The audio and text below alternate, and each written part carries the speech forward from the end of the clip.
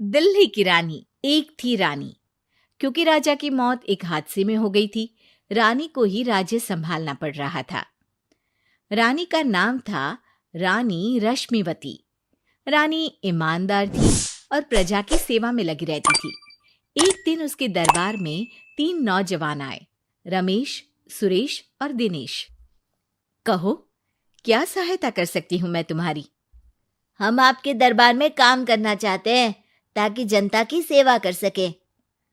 लेकिन अभी तो तुम्हारी उम्र बहुत छोटी है। तुम लोगों को तो अभी अपनी पढ़ाई पर ध्यान देना चाहिए। हमारा मन पढ़ाई में नहीं लगता। माता पिता को लगता है कि हम किसी के लायक नहीं है और हम साबित करना चाहते हैं कि हम लायक हैं। उत्साह बहुत अच्छा है, मगर अभी उम्र कच्ची है तुम लोगों की। अरे उम्र से क्या होता है रानी जी? शास्त्रों में लिखा है कभी किसी के ज्ञान को उसकी उम्र के आधार पर नहीं देखना चाहिए। बात तो सही है तुम्हारी। और अगर सच में तुम अगर ये संकल्प करके आए हो कि तुमको यहाँ काम करना है, तो पहले परीक्षा देनी पड़ेगी। 3 परीक्षा, एक शारीरिक परीक्षा, एक बुद्धि की परीक्षा और एक देशभक्ति की परीक्षा। और ये क्या है? वो मंत्री महोदय तुम्हें समझा देंगे। हमारे पास समय नहीं है। अगर तुम लोग तैयार हो तो बताओ। हाँ हाँ, हम तैयार है किसी भी परीक्षा के लिए। मैं भी तैयार हूँ कुछ भी कर गुजरने के लिए। तो ठीक है मंत्री जी, आप इन तीनों की परीक्षा कल से ही शुरू कर दीजिए। जो आ गया रानी साहिबा। अगले दिन से ही तीनों की परीक्षा शुरू हो जाती है। पहले शारीरिक परीक्षा, यानी किस में कितना है दम, ये देखेंगे हम। क्योंकि शरीर में दम होगा तभी तो प्रजा की सेवा में दम लगा पाओगे। हमें क्या करना होगा? वो पेड़ दिख रहा है, जो सबसे पहले चढ़ेगा उस पे दरबार में नौकरी पाने के अवसर उसी के बढ़ जाएंगे। मैं चढ़ता हूँ। अरे रुको रुको, गिनती गिनने दो। 1, 2, 3। 3 की गिनती के बाद रमेश और सुरेश भागकर पेड़ के पास गए, मगर दिनेश आराम से पेड़ के पास गया। जैसे ही रमेश और सुरेश आधे पेड़ तक चढ़ गए, दिनेश ने उन दोनों की टांग पकड़ के उन्हें नीचे गिरा दिया और खुद पेड़ पर चढ़ गया। दिनेश की जीत हुई। अरे लेकिन इसने बेईमानी की। बेईमानी नहीं की, बुद्धि लगाई। शरीर के दम के साथ दिमाग में भी दम होना चाहिए। क्यों मंत्री जी? हाँ हाँ, बात तो तुम्हारी सही है, लेकिन बात अगर बुद्धि की है तो बुद्धि की असली परीक्षा हम कल लेंगे। शाम को जाकर मंत्री रानी को सब बता देते हैं।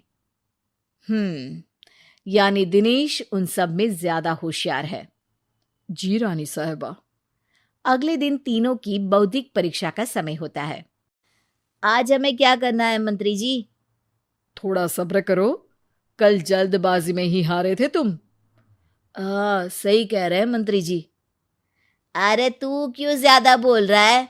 तू भी तो हारा था ना कल। ए दिनेश, ज्यादा होशियार मत बन।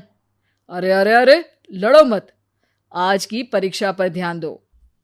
आज की बौद्धिक परीक्षा में ये कुछ बोरे हैं, कुछ में नमक है और कुछ में रुई। जिसको जो ले जाना है उठा लो। देखते हैं कि कौन जल्दी से कोई भी एक बोरा नदी के उस पार लेकर जाता है। समय शुरू होता है अब। तीनों बोरों की तरफ बढ़ते हैं। सुरेश, नमक की बोरी भारी है, ले जाने में मुश्किल होगी। हाँ हाँ, सही कह रहा है, रुई हल्की है, हम दोनों रुई लेकर चलते हैं। अरे भाई, मैं तो नमक लेकर जाऊंगा।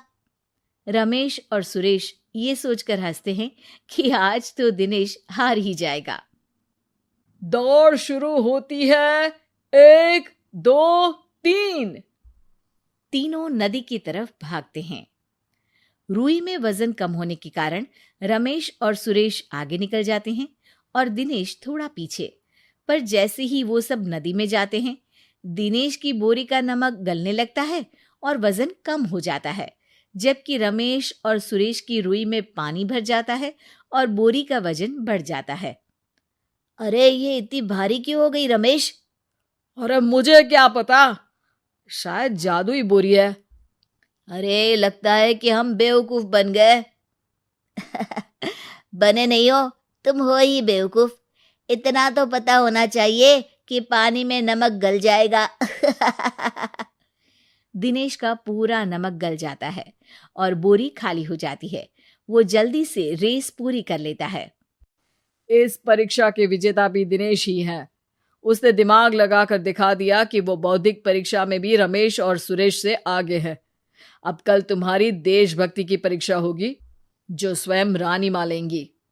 रात को फिर मंत्री रानी के पास जाकर बता देते हैं कि आज की परीक्षा में कैसे दिनेश ने अक्लमंदी दिखाई और बौद्धिक परीक्षा में भी उसी की जीत हुई। अरे वाह, दिनेश तो हमारे बहुत काम आ सकता है। हम उत्साहित हैं कल की परीक्षा के लिए। वो तो ठीक है रानी साहिबा, लेकिन हमने सुना है कि पड़ोसी राज्य का राजा आकाशदीप हमारे राज्य की सीमा में घुसपैठ कर रहा है। ये तो चिंता की बात है। हमें जल्द ही कुछ करना चाहिए।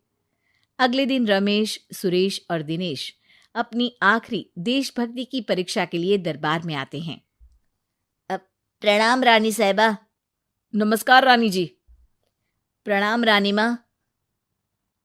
हमने तुम्हारी परीक्षा पर गौर किया। दिनेश आगे हैं। हम तुम तीनों में से किसी दो को ही दरबार में काम दे सकते हैं। किसी एक को आज जाना होगा। तो देशभक्ति की परीक्षा के लिए तैयार हो? पूरी तरह से। मैं तीनों से एक ही सवाल करूंगी। जिसका जवाब सबसे सही लगेगा उसे तो नौकरी मिल ही जाएगी। फिर दूसरे सबसे सही जवाब देने वाले को भी काम मिलेगा। आप लोगों का समय शुरू होता है अब। ज्यादा सोचने का समय नहीं होगा। जो मन में पहली बात आए उसका जवाब दे। तो सवाल यह है कि तुम इस मिट्टी के लिए क्या कर सकते हो? मैं इस मिट्टी को साफ रखूंगा। यहाँ के लोगों के भोजन की कमी को मैं पूरी करूंगा। मैं यहाँ के लोगों को गले लगा लगा के उनको खुशी दूंगा रानी माँ, और गरीबों के लिए घर बनवाऊंगा। मैं इस मिट्टी के लिए किसी की जान भी ले सकता हूँ रानी माँ। मंत्री, दिनेश को एक तलवार दो। जी रानी जी। दिनेश, पड़ोसी राज आकाशदीप की जान तुम्हारे हाथ में है। जाओ, अपना काम पूरा करो। आज रात को तुम उस पर हमला करोगे जब वो सो रहा होगा। दिनेश वहां से चला जाता है। रानी माँ, ये आपने क्या किया? अभी किया नहीं है मंत्री जी। आप आकाशदीप को संदेशा भिजवाओ कि पड़ोसी देश का एक कातिल रात को उन पे हमला करेगा और दिनेश को पकड़वा दो। अरे, ये आप क्या कह रही हैं? और क्यों कर रही हैं आप ऐसा? राजा को लगेगा कि हमने उसकी मदद की, उसकी जान बचाकर।